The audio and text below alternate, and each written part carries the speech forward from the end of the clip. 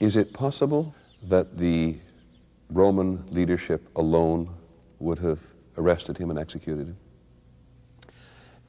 It is clear that he was executed on the order of Roman authority, because crucifixion was a punishment inflicted only by the Romans. And it's possible that it was only Roman authority involved, but I and the majority of contemporary scholars, including Jewish scholars, would say that most likely a very narrow circle of the Jewish ruling elite centered in the temple, whose responsibility was domestic peace, if you will, were involved as collaborators with the Roman governor.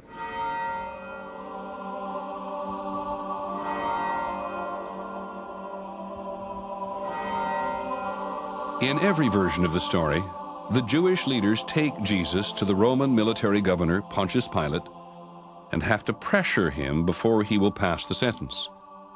Many historians don't believe it.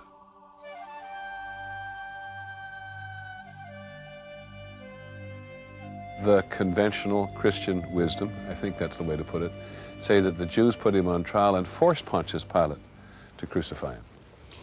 The conventional Christian wisdom usually forgets the situation. Pilate is running the country.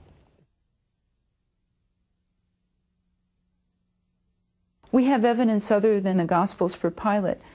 Josephus talks about him as a thug, a really, in a string of bad governors, he was one of the worst.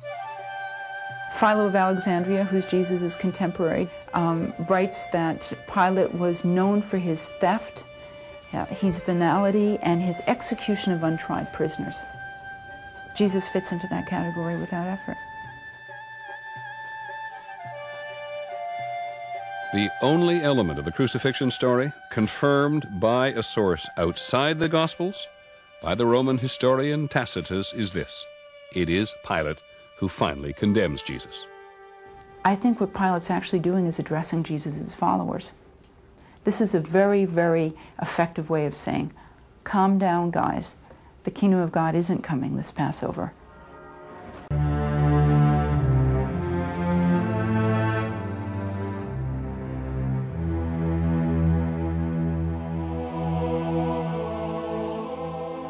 Crucifixion was an ugly process.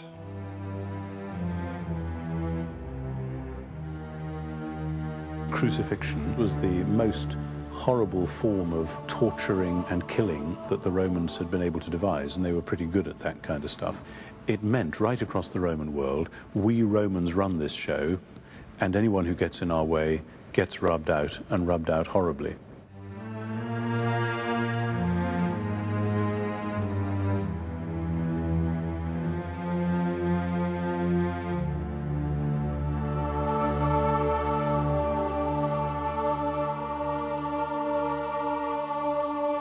What's the charge?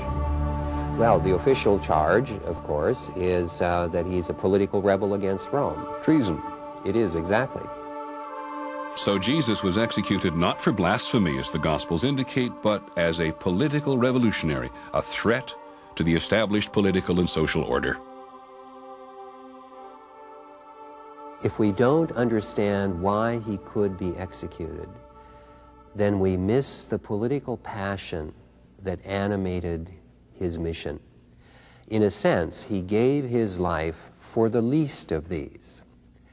And when we turn the story of Jesus instead into the eternal sacrifice for sin that makes our forgiveness possible, then we really set aside that which mattered so much to him, namely the poor, the untouchables, the suffering of people in the world.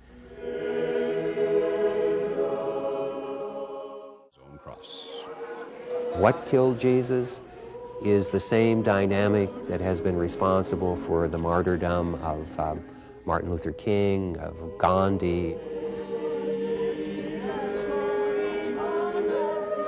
What Jesus was opposing was the normal discrimination, injustice of normal human life. Jesus, if we're willing to face it, if he was among us today saying the same sorts of things and doing the same sorts of things, he would not be executed, but he would probably be assassinated.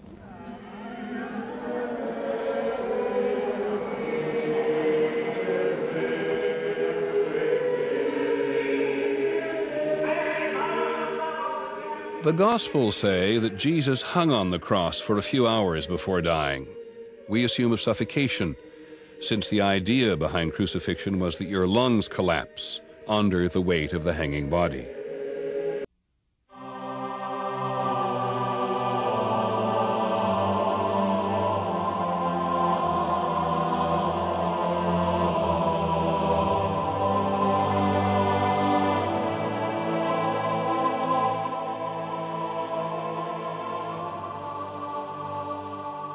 The Gospel stories don't end with Jesus' death.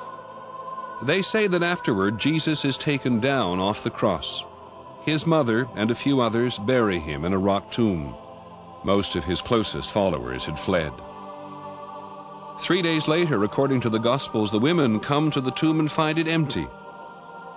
Jesus then begins appearing to his friends, and suddenly they come out of hiding, proclaiming that he is risen from the dead, resurrected. We asked so many people what they thought about resurrection. There's a wide range of opinion. The first question is even more basic. Was Jesus buried at all? Roman crucifixion, the purpose of crucifixion was state terrorism, and the function was to leave the body on the cross for the carrion crows and the prowling dogs. It was not simply that it made you suffer a lot, it meant that you didn't get buried. That's what made it one of the supreme Roman penalties, lack of burial. As I read those stories, I feel terribly sympathetic for the followers of Jesus, because I hear hope there, not history. Some scholars think the resurrection stories were borrowed from Eastern pagan cults popular throughout the Roman world at the time, called mystery religions. The conviction was in the mysteries that there is death and resurrection, just as crops go into the ground and die and come back again for a new season in a wonderful kind of way. So also in human life, we go through a kind of death and resurrection. Well, hold it. You're saying that the mystery cults had an influence on the Jesus story because people who wrote the Jesus story took an earlier story and passed it on via Jesus? I believe so. One of the greatest difficulties that early Christians had, if they were going to cope with the reality of the crucifixion of Jesus, is what do you do with that? I mean, how do you keep the movement going? How do you have some hope in the face of this kind of shameful and horrible death? And one of the things I believe that early Christians did is they took the model of the mystery religions. They took that story and retold that story as the story of Jesus.